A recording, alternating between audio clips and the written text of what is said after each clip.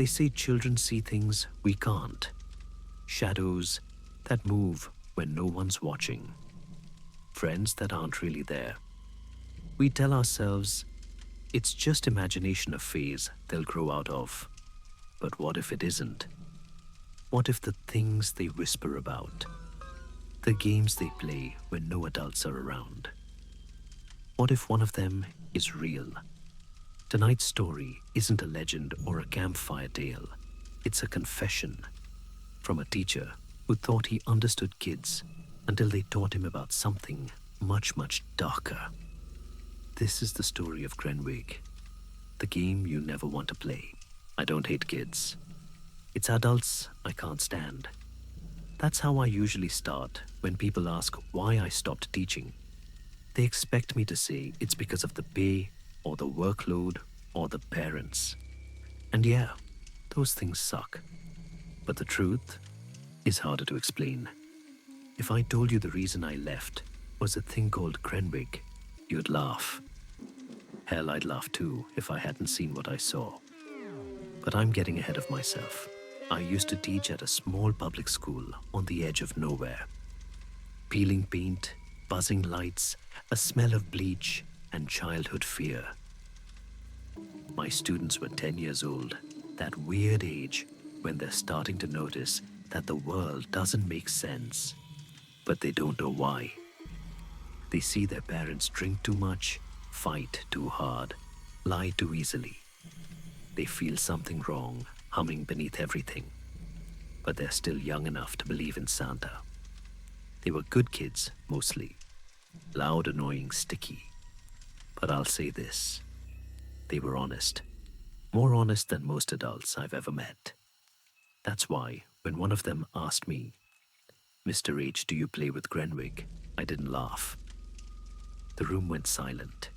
Every kid's eyes went to me wide and waiting, like I was supposed to know. I asked who's Grenwig, but no one would answer. Over the next few days, I started hearing the name more often. Not from adults, just from the kids. Don't make Grenwig mad. Grenwig doesn't like when you hide. Layla had Grenwig last week. I'd catch bits and pieces during recess in the lunch line, whispered over math worksheets. It sounded like a game.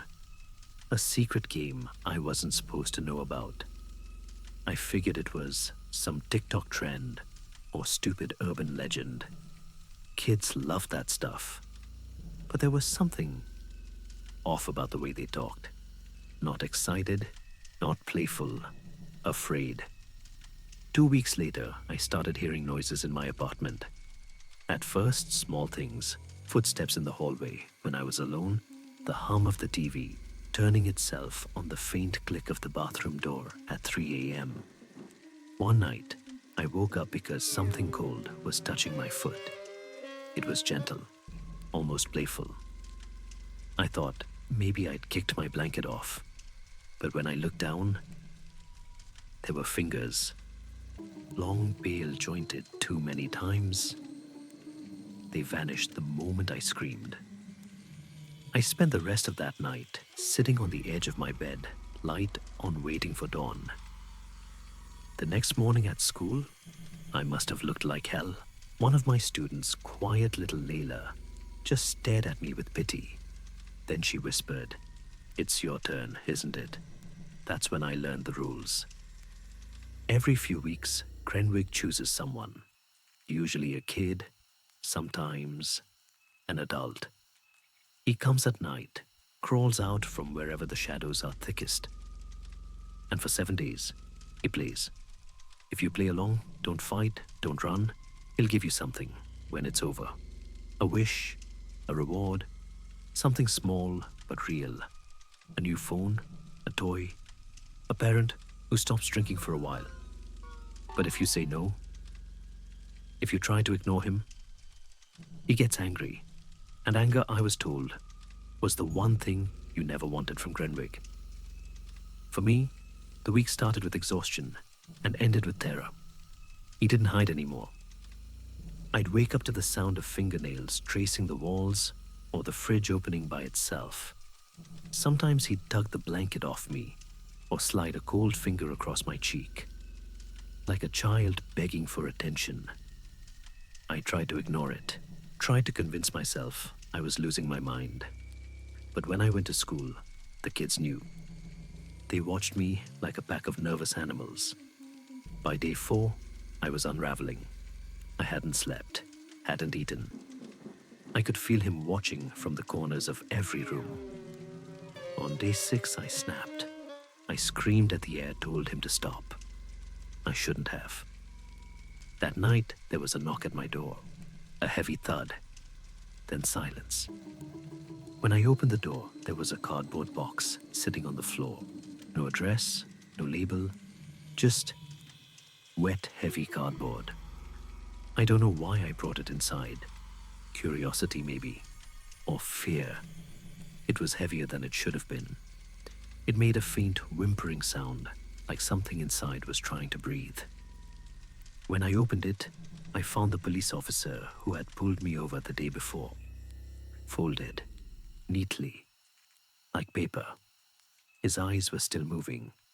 I screamed. The box shook, and from the darkness inside, a dozen long fingers uncurled, gray, slimy, and twitching. That's when I used my first wish. I begged Grenwig to take it away, to undo it, to make it never happen. The box disappeared. The man disappeared. But later I found out he hadn't died. He was still alive, barely, catatonic, in a hospital, and he never woke up again. After that, I started noticing the pattern. There were 26 kids in my class. Each week, one of them changed tired eyes, jumpy pale. Then a few days later, they'd come back looking rewarded, like they'd survived something. I calculated the timing. If the rotation held, Grenwig would return to me in 13 weeks. So I prepared. I bought every lamp I could find, filled my apartment with light. Grenwig could only move through shadows, the kids said. If there were no shadows, he'd have nowhere to hide. For 6 nights it worked, but on the 7th, I woke up choking. Something was inside my throat. I looked in the mirror and saw a pale finger sliding out from my mouth. I fell to the floor, gagging, retching, until it withdrew and vanished.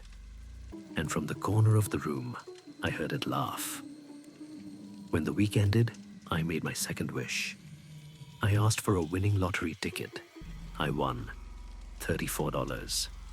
A few months later, one of my students, Alaya, lost her brother in a car accident, crushed under the vehicle he'd been repairing. She didn't cry. She just sat at her desk, staring at the wall. Something about it broke me. Maybe because I'd seen so much death already. Maybe because I wanted to believe Grenwig wasn't pure evil. When my turn came again, I decided to use it differently, to bring Alaya's brother back. I spent the first few nights pretending to play along, letting Grenwig knock over plates, move chairs, twist my hair into knots. I acted amused, grateful, like a parent humoring a child. Then on the 6th night, I made my request. I want him back, I said. The boy, Aliya's brother. Bring him back. The air went still. Grenwig didn't answer, but I could feel it listening. And in that silence, I made a mistake. I didn't say how I wanted him back.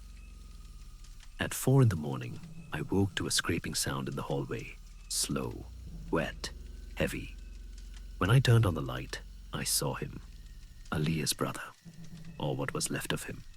His chest was crushed ribs like broken glass.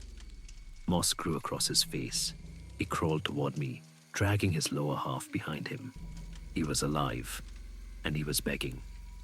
"Don't send me back," he whispered. "Please, don't send me back." His voice was wrong, 2 tones at once, one from his throat, one from somewhere else. And then he started laughing. I ran for the kitchen. He followed. When I turned back, he was standing somehow, his spine bent like a rope, his grin split from ear to ear. He grabbed me cold and strong, and we both fell. He screamed that he liked me, that Grenwig liked me, and that there were so few things in the dark that knew how to leave. Then the fingers came. They burst out from beneath the couch, the walls, the cracks in the floor. Dozens of them. Hundreds. They wrapped around Aaliyah's brother and around me, pulling us both into the dark. And for a moment, I wasn't in my apartment anymore. I was somewhere else. A space without walls, without air. Shapes floated in the distance, things too large, too wrong to exist. Grenwig was there, laughing. He wasn't a man, not even close. A tangle of limbs and eyes, translucent and grinning. He peeled Aaliyah's brother off me like old tape. And as he did, I felt myself slipping free, crawling toward the faint outline of my living room. I pulled myself back into reality, gasping, shaking half dead. I spent the next 2 weeks locked in that apartment, too scared to move. The kids stopped mentioning Grenwig after that. Maybe he was done with them. Maybe he'd found a new favorite. I think I'm next again soon. Maybe tonight, maybe tomorrow. I'm not planning to stop him this time. I'm planning to make a deal. I'll ask for money, sure. Enough to disappear. But more than that, I'll ask him to stay with me, to leave the kids alone. He can have my house, my body, my life, as long as he never goes back to that classroom. That's the only wish I have left that feels right. I haven't taught in months. Sometimes I hear laughter in the walls or feel the brush of something cold against my ankle. But I don't fight it anymore. I tell myself he's just bored, that he just wants to play. I keep my lights dim now. I let the shadows stretch. It's easier for him that way. I think Grenwig likes it here. Last week I checked my bank account. There was money in it. A lot of money. No source, no sender. And when I looked closer at the transaction ID, I noticed something strange. It wasn't numbers. It was letters.